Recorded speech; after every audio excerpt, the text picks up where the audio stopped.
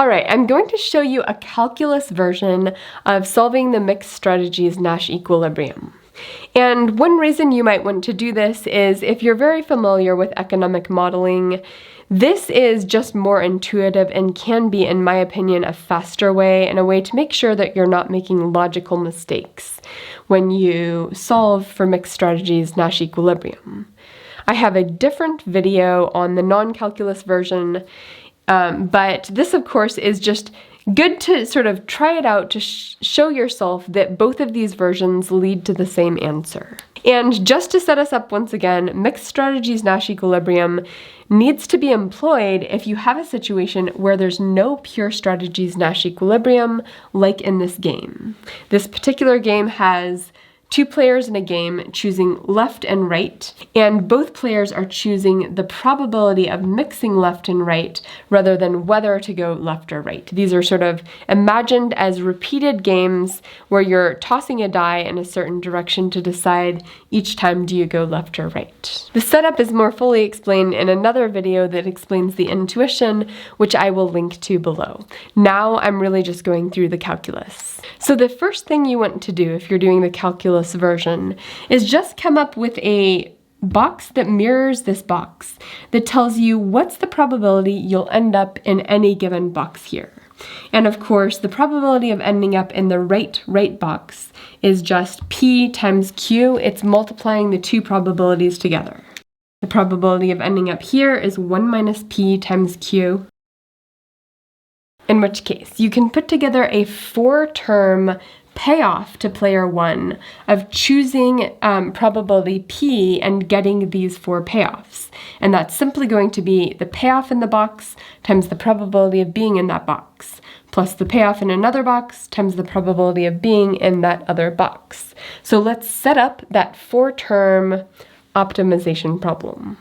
Oh, and we're setting it up as a normal calculus optimization problem where we're maximizing this function by choosing P, our probability of mixing a certain way. So PQ, the probability of being in this box, times the payoff to player 1 of being in this box, plus the probability of being in this box, which is 1 minus P times Q, times the payoff to player 1 of being in this box, plus the probability of being in this box times the payoff if we're in that box, plus the probability of being in this box times the payoff to player 1 if we're in that box. So at this point, it's a pretty long equation, but 2 of the terms are multiplied by the payoff of 0, so we can cross those terms out and simplify this, which I will do now. And then we can do the math to simplify this further. So our maximization problem at this point is we're maximizing by choosing P, 4Q plus 3P minus 7PQ. We can take our first order condition, and what we get is the derivative of the payoff function with respect to P is, well, that goes away. That becomes 3. This becomes 7Q. We set our first order condition equal to 0. Well, if you solve this equation, you get Q equals 3/7. Now, this is interesting because we have control over P, that was our choice variable, and yet there's no P in the final equation. The only thing that pops out is Q, which is what the other player should do. And that actually matches up with mixed strategies Nash equilibrium. It basically means when the other player is going 3/7 Q, when they choose their choice variable Q as 3/7, that will make us indifferent between going right and left.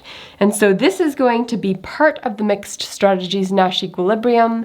If you do the same exercise where player 2 is choosing Q and you write out player 2's optimization problem, you're going to get P equals 2/3, and those two numbers are going to make up the Nash equilibrium. So that's just how you solve mixed strategies Nash equilibrium using classic calculus.